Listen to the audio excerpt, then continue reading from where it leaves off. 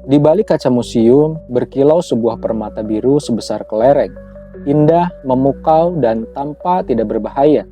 Namanya Hope Diamond, beratnya lebih dari 45 karat, bernilai puluhan juta dolar, dan menjadi salah satu berlian paling terkenal di dunia. Tapi sejak ratusan tahun yang lalu, berlian ini menyimpan reputasi yang jauh lebih kelam daripada sekedar kemewahan. Legenda mengatakan Hope Diamond bukan sekedar perhiasan. Batu ini diyakini dicuri dari sebuah patung dewa di India. Sejak saat itu, siapapun yang berani memilikinya akan ditimpa nasib buruk. Ada yang mati mengenaskan, ada yang bangkrut, bahkan ada yang dieksekusi secara brutal. Kisah demi kisah dari generasi ke generasi memperkuat anggapan bahwa permata biru ini membawa kutukan. Sekarang bayangkan, sebuah permata yang tampak begitu indah justru dikaitkan dengan darah, tragedi, dan kehancuran. Setiap kali berpindah tangan, selalu ada cerita tragis yang menyertainya. Para bangsawan, kolektor kaya raya, hingga keluarga kerajaan, semua tak luput dari nasib buruk ketika berlian ini menjadi milik mereka. Hari ini, Hope Diamond berada di Smithsonian Museum, Washington DC. Jutaan orang datang melihatnya setiap tahun. Mereka berdiri terpana, menatap kilauan birunya yang memikat. Tapi ada satu pertanyaan yang terus menghantui. Benarkah batu ini benar-benar terkutuk?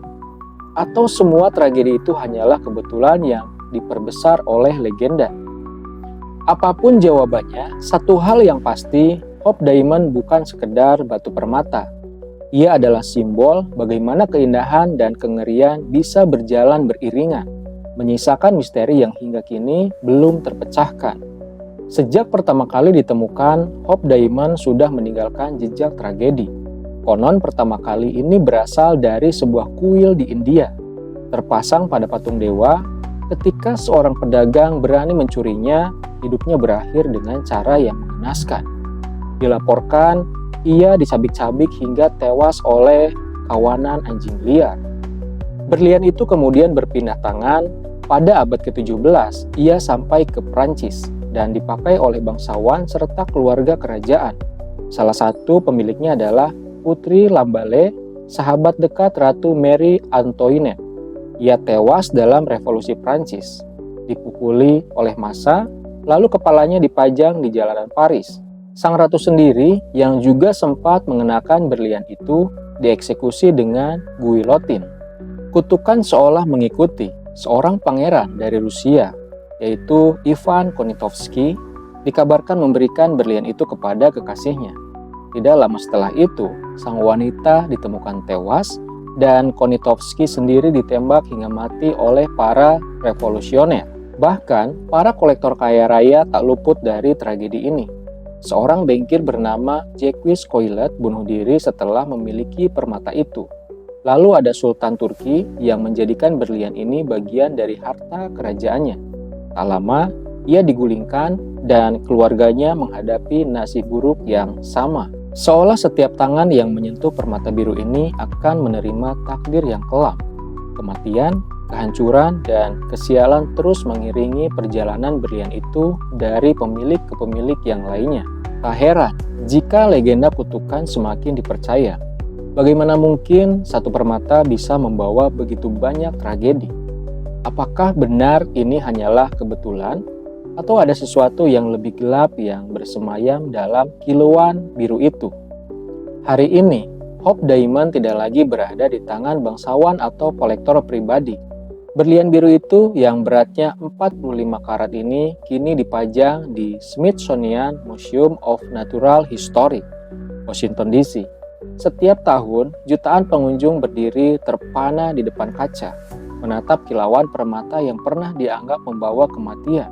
Namun, inilah twistnya. Sejak berada di Smithsonian, kutukan seolah menghilang.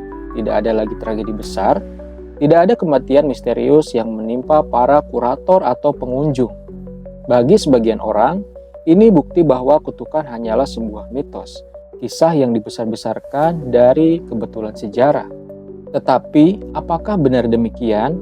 Sebagian ahli berpendapat, cerita-cerita tragis yang melekat pada Hope Diamond hanyalah narasi sensasional untuk meningkatkan nilai jualnya.